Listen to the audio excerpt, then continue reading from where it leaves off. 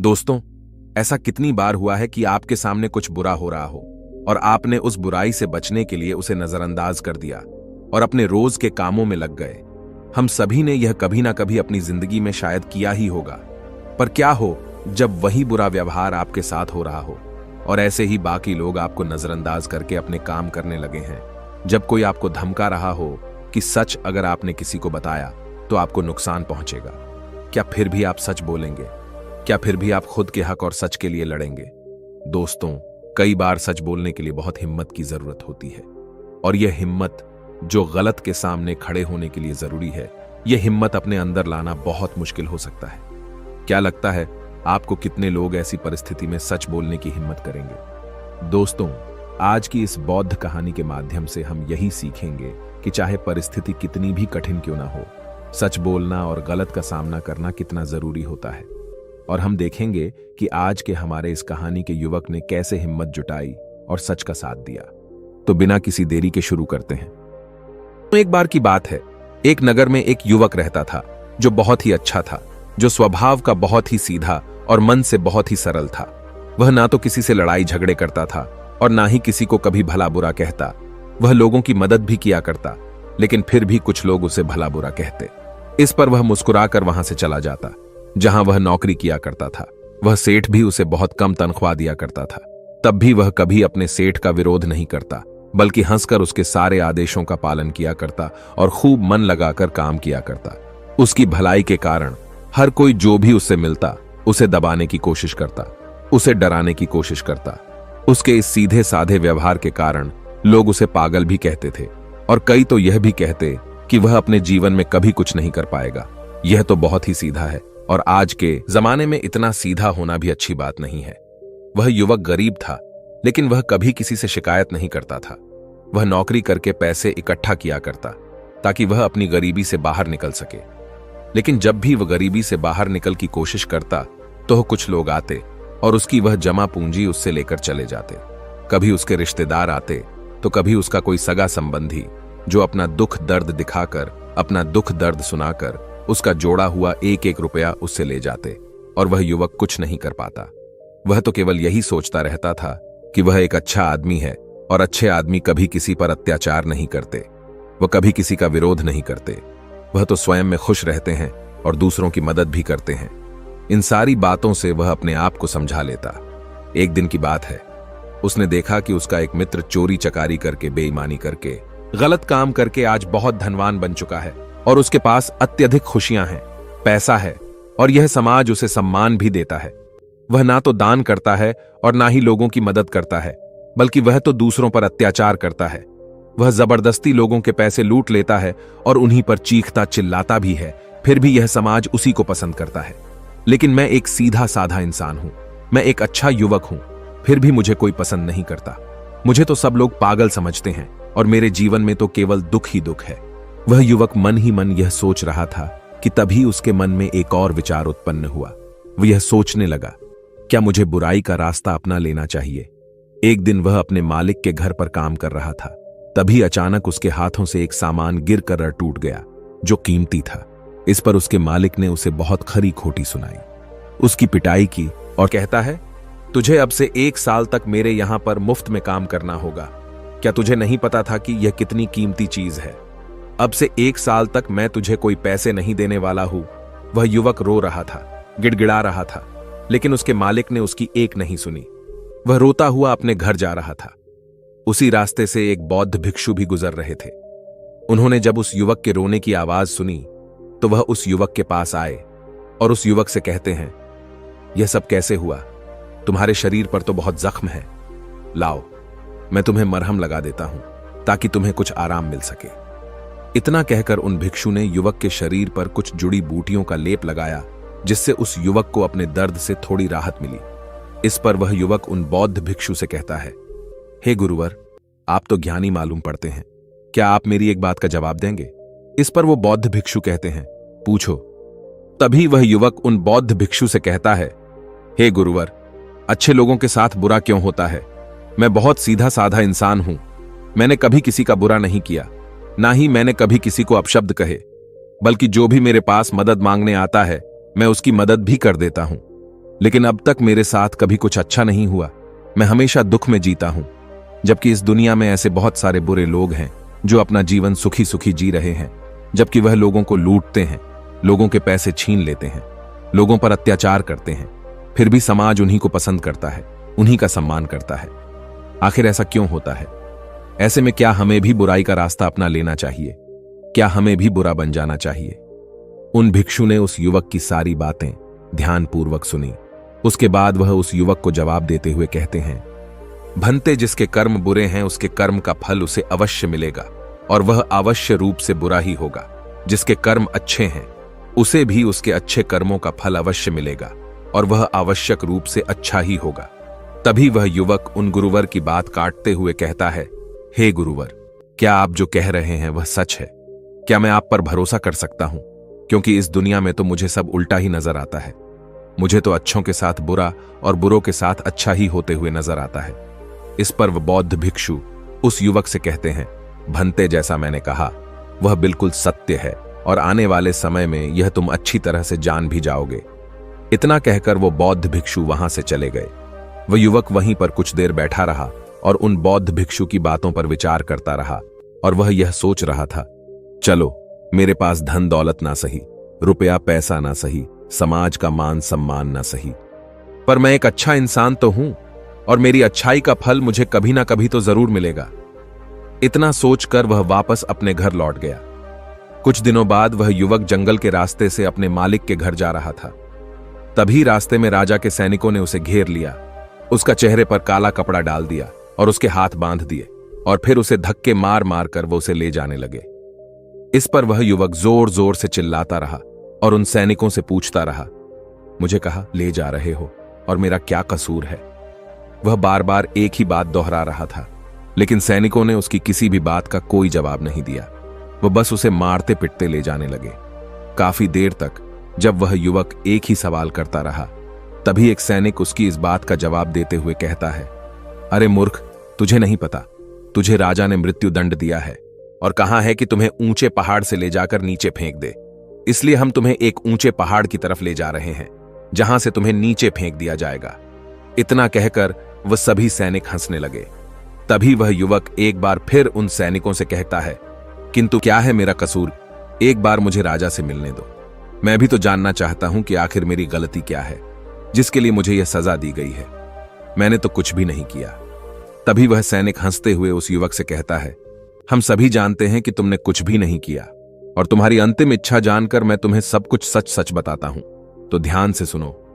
दरअसल बात यह है कि राजा ने आज सुबह ही चोर को मृत्यु दंड दिया था और हमें उसे पहाड़ी से ले जाकर नीचे फेंकना था।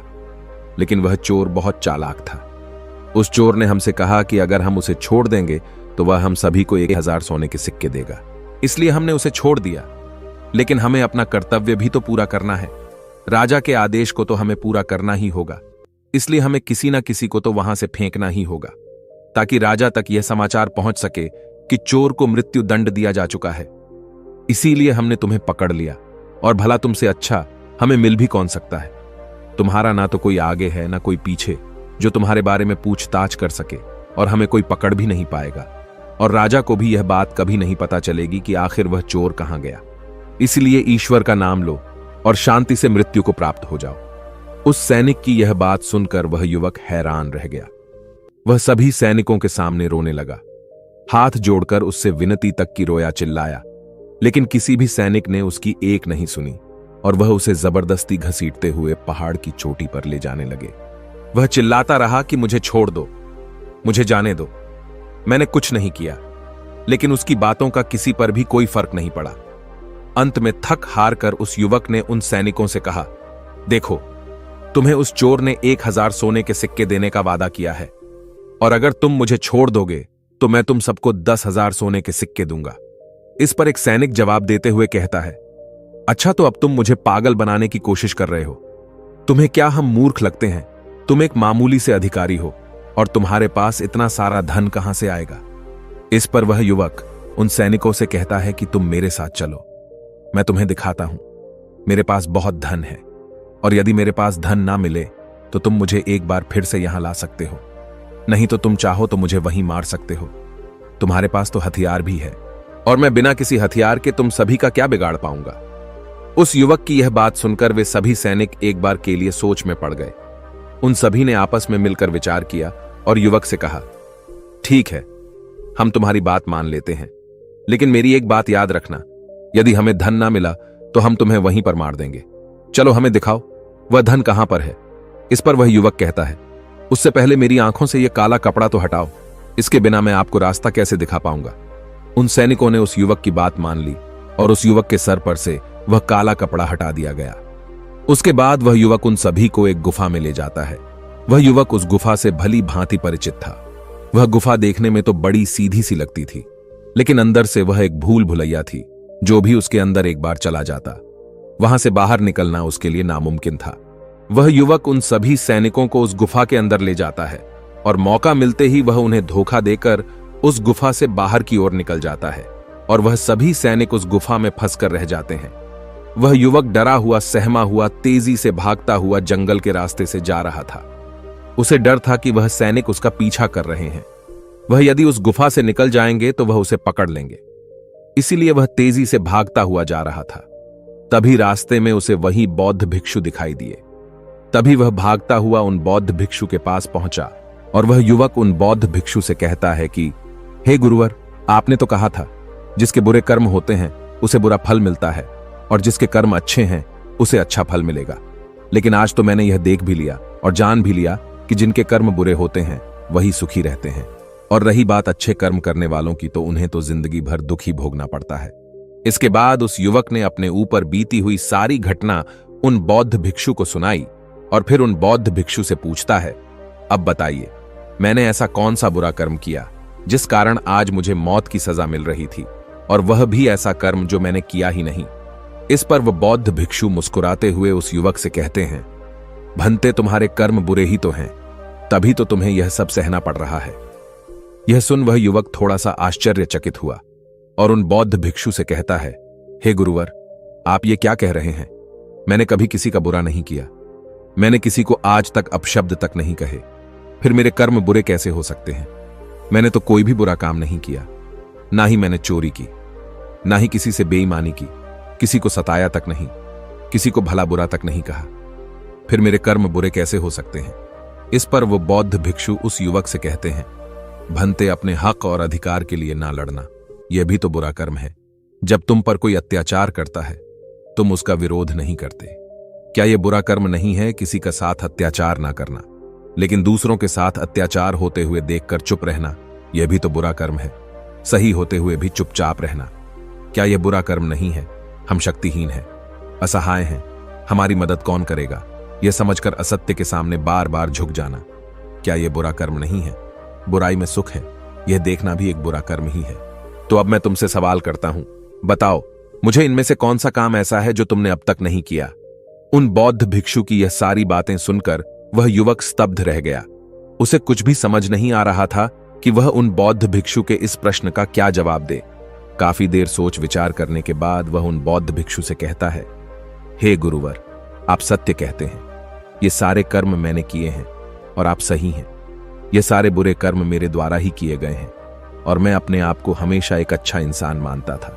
मैं हमेशा लोगों की मदद करता था, कभी किसी के सामने आवाज नहीं उठाता था और मुझे लगता था कि मैं एक बहुत ही सीधा, सरल और अच्छा व्यक्ति हूं।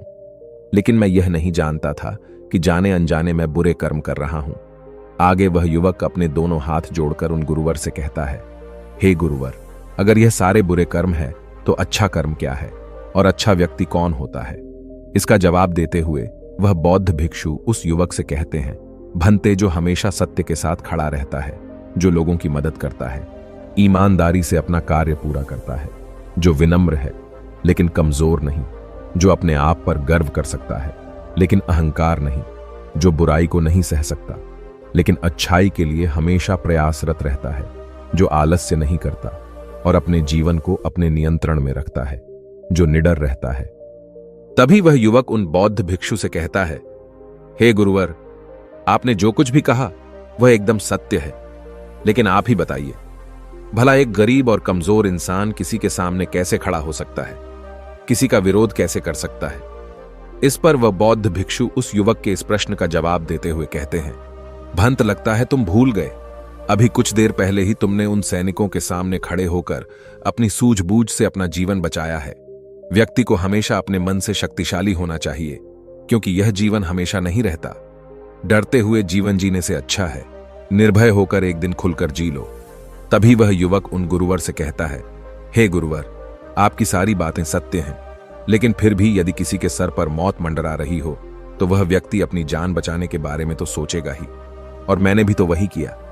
लेकिन अब जब मैं आपके सामने खड़ा हूं तो मेरे भीतर वो क्षमता नहीं है, मेरे भीतर वो हिम्मत नहीं है कि मैं किसी का विरोध कर सकूं, किसी के सामने खड़ा हो सकूं।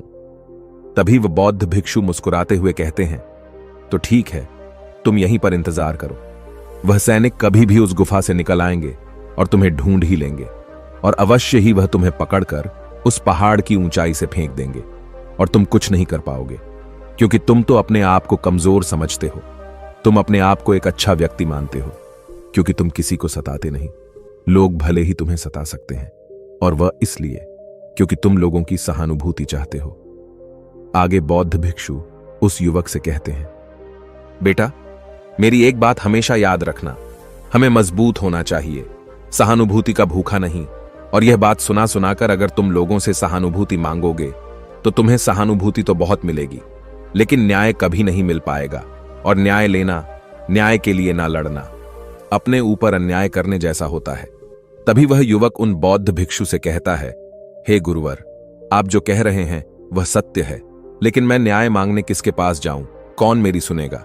इस पर वह बौद्ध भिक्षु जवाब देते हुए कहते हैं, बेटा, तुम राजमहल जा सकते हो और राजा के सामने न्याय की गुहार लगा सकते हो। इस पर वह युवक डरते हुए उन बौद्ध भिक्षु से कहता है, नहीं नहीं गुरुवर, भला राजा के सामने मैं कैसे खड़ा हो पाऊंगा, उनके सामने मेरी क्या औकात। मुझ में इतनी हिम्मत नहीं कि मैं राजा के सामने जाकर खड़ा हो पाऊं। यदि उन्हें क्रोध आ गया तो वो मुझे मृत्यु दंड दे देंगे। तभी वह बौद्ध भिक्षु मुस्कुराते हुए उस युवक से कहते हैं, बेटा, तुम्हें मृत्यु दंड तो मिल ही चुका है, भले वो राजा ने ना दिया हो, लेकिन सैनिकों ने तो तुम्हें मृत्यु दंड दे ही दिया है। इतना कहकर वह बौद्ध भिक्षु वहां से अपने मार्ग में आगे की ओर चल पड़े। वह युवक वहीं पर खड़े खड़े उन बौद्ध भिक्षु की बातों पर विचार कर रहा था, और फिर तभी अचानक उसे किसी के आने की आवाज सुनाई दी। वह चुपचाप उन झाड़ियों में जाकर छुप गया। रात होने को थी, जिस कारण उन झाड़ियों में किसी को कोई नजर नहीं आई। उस युवक ने रात भर वही गुजारी, और वह रात भर केवल यही सोचता रहा कि आखिर वह क्या करे। क्या वह अपना जीवन डर के जिए, या फिर वह वैसे ही बुरा बन जाए जैसे उसके मित्र बन चुके हैं, तब शायद वह अपने प्राण बचा सके। आखिरकार काफी देर सोच विचार करने के बाद उसने यह तय किया कि वह एक अच्छा आदमी बनकर ही रहेगा। अगले दिन सुबह सुबह उसने हिम्मत की और राज दरबार पहुंचा। राज दरबार पहुंचकर उसने राजा से न्याय की गुहार लगाई। दरबार लगा और उस युवक को दरबार में पेश किया गया। राजा ने उस युवक से पूछा, कहो, क्या तकलीफ है, किसने तुम पर अत्याचार किया। इस पर वह युवक उन राजा से कहता है, महाराज, मैं आपको उनके नाम तो बता दूंगा, लेकिन जैसे ही मैं उनके नाम बताऊंगा, यहां खड़े सभी लोग मेरे जानी दुश्मन बन जाएंगे, और हो सकता है वह मुझे यहीं पर मृत्यु के घाट भी उतार दे। राजा उस युवक से कहता है, निसंकोच हो जाओ, यह हमारा देश है, यह हमारा राजमहल है, यहां तुम्हें कोई भी कुछ नहीं कर सकता। तभी वह युवक राजा से कहता है, महाराज, मुझ पर इस राज्य के राजा ने अत्याचार किया है और मैं उसके अत्याचार का शिकार हूं। राजा अपराधी है। इस बात सुनते ही राज दरबार में बैठे हुए सभी लोग अपने आसन पर से खड़े हो गए और सभी ने एक आवाज में कहा, राजन, इसे मृत्यु दंड दे दिया जाए। लेकिन राजा ने उनमें से किसी की भी एक नहीं सुनी। राजा ने कुछ देर के लिए सोच विचार किया और उसके बाद वह राजा कहता है, ठीक है, मैं तुम्हारी बात मानने के लिए तैयार हूं, लेकिन अब मैं चाहता हूं कि तुम अपनी बात स्पष्ट करो। आखिर तुम कहना क्या चाहते हो? यदि तुम्हारी बातों से यह स्पष्ट हो गया कि इस राज्य के राजा ने तुम पर अत्याचार किया है, तो उसे उसकी सजा भी अवश्य मिलेगी, और वह सजा भी तुम ही सुनाओ। राजा की यह बात सुनकर राज दरबार में उपस्थित सभी लोग अपने अपने आसन पर बैठ गए और उस युवक की बात सुनने के लिए सभी लोग तैयार हो गए। तभी वह युवक राजा से कहता है, हे राजन, कल सुबह आपने एक चोर को मृत्युदंड दिया था। आपके सैनिकों ने उस चोर को 1000 सोने के सिक्के लेकर उसे आजाद कर दिया है, और उसके बदले उन्होंने मुझे पकड़कर पहाड़ी से फेंकने की कोशिश की, लेकिन जैसे तैसे करके मैं वहां से निकल गया और ऐसा पहली बार नहीं हुआ, बल्कि ऐसा कई बार हो चुका है। और पहले भी कई बार कई गरीब लोगों की मृत्यु इसी प्रकार हुई है। और राजा को लगता है कि राजा ने न्याय किया है, लेकिन वह राजा यह नहीं देखता कि उसके आदेश को पूरा किया जा रहा है या नहीं, क्या उसका न्याय पूरा हो रहा है या नहीं। राजा का किया हुआ न्याय किसी के लिए अन्याय बन रहा है। किसी गरीब के घर का दीपक बुझा दिया जाता है और राजा को इसकी भनक तक नहीं। राजा तो केवल अपने जीवन में मस्त है। उसे अपने महल से बाहर निकलने का समय तक नहीं है। वह बाहर निकलकर आम लोगों से मिलता तक नहीं है, उनकी समस्याओं के बारे में सुनता तक नहीं है। वह तो केवल अपने मंत्रियों और अपने अधिकारियों पर निर्भर रहता है। हे राजन, मेरा राजा तो मुझसे कभी मिला तक नहीं, तो मुझसे बहुत दूर है और मेरी आवाज भी उस तक कभी नहीं पहुंचती। अगर मैं बाहर खड़े उन पहरेदार को कुछ रुपए पैसे देकर अंदर ना आता, उस आदमी की यह बात सुनकर राज दरबार में उपस्थित सभी लोग आश्चर्यचकित रह गए। राजा भी यह बात सुनकर बड़ा अचंभित था। तभी राजा ने मंत्री को आदेश दिया और कहा कि सत्य का पता लगाया जाए। मंत्री ने तुरंत ही राजा के आदेश का पालन किया और गुप्तचरों से पता किया कि आखिर यह जो युवक कह रहा है उसमें कितनी सच्चाई है। कुछ घंटों के बाद मंत्री को यह बात पता चल गई कि जो युवक कह रहा है वह बिल्कुल सत्य है, और उसने यह बात आकर राजा को बताई। मंत्री राजा से कहता है, हे राजन, यह युवक जो कह रहा है वह बिल्कुल 100% सत्य है। जिस चोर को आपने कल मृत्यु दंड दिया था, वह चोर तो बाहर घूम रहा था और हमने उसे एक बार फिर से पकड़ लिया है, और उसने यह कबूल भी लिया है कि उसी ने सैनिकों को धन दिया था ताकि वह उसे जाने दे, और जिन सैनिकों ने वह धन लिया था हमने उन सैनिकों को भी गिरफ्तार कर लिया है। तभी राजा मंत्री से कहता है, उन सभी अपराधियों को राज दरबार में पेश किया जाए।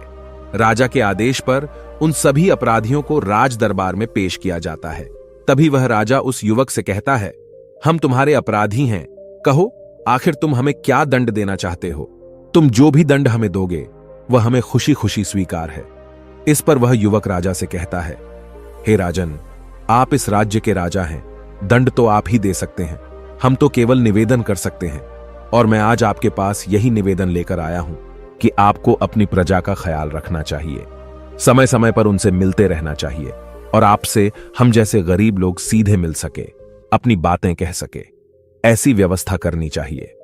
इस पर राजा ने मंत्री को आदेश दिया और कहा, मंत्री जी, उन दरबारियों को भी पकड़कर लाया जाए जिन्होंने इस व्यक्ति से धन लेकर इसे अंदर आने की अनुमति दी। मंत्री ने राजा के आदेश का पालन किया और उन दरबारियों को भी दरबार में पेश किया गया। राजा ने उन दरबारियों को भी नौकरी से निकल दिया और उन्हें 3 महीने की काल कोठरी में रहने की सजा सुनाई। आगे जाकर राजा उस युवक से कहता है, मैंने तुम्हारे जैसा निर्भय व्यक्ति आज तक नहीं देखा। तुम ईमानदार भी हो, सच्चे भी हो, और तुम जैसे व्यक्तियों की हमारे समाज में बहुत आवश्यकता है। मुझ जैसे राजा को भी आज तुमने आईना दिखा दिया है। आगे वह राजा उस युवक से कहता है, इसलिए आज से मैं तुम्हें इस राज्य का मुख्यमंत्री घोषित करता हूं। इस पर वह युवक कहता है, नहीं नहीं महाराज, मैं तो बस अपनी बिनती यहां पर लेकर आया था। आपने मेरी बात सुनी, बस इसी में मैं खुश हूं। इतना कहकर उस युवक ने राजा को प्रणाम किया और वापस अपने घर लौट गया।